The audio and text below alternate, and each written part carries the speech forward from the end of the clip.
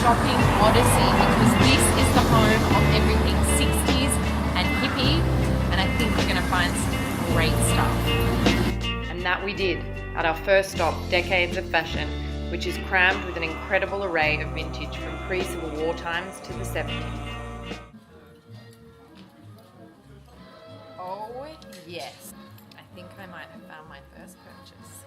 I've just tried this on and I'm wondering, is it too dressing gowny? I don't think so. I think it's the hot thing. I mean, it's all over the runways. Hi, I'm Cicely Ann Hansen, owner of Decades of Fashion. I opened my first store here in the 60s. The lovely thing about coming to San Francisco as a fashion model in 1966 was I had no idea anybody wore vintage clothing but me. I thought I was just a freak.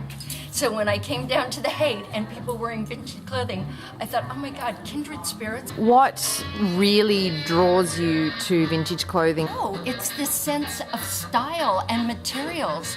I mean, where do you find hand-beaded gowns that are not $100,000 in couture? You find them in vintage. Why is Haight-Ashbury so amazing for vintage? I think it's because of our history. People in San Francisco in the Haight-Ashbury in '66 were wearing vintage. I don't think anybody has forgotten that. It originated here. This is where we made it a fashion. And with that, I was desperate to see more. This is my store, Relic Vintage. Been in the vintage business for 15 years. Why do you love having a vintage store on this street? Because it's world famous for shopping and shopping. And what were Relic's top vintage buying tips? You find something that fits, buy it. You won't find it again. So you gotta be on the hunt all the time, too. That's true. Never say die. Yeah. Yep. This is an original 1950s skirt, squirrels on it with real squirrel tails and real walnuts too. Most of the garment manufacturing in the U.S.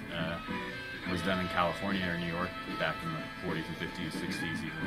And it was, so there's an abundance of it here.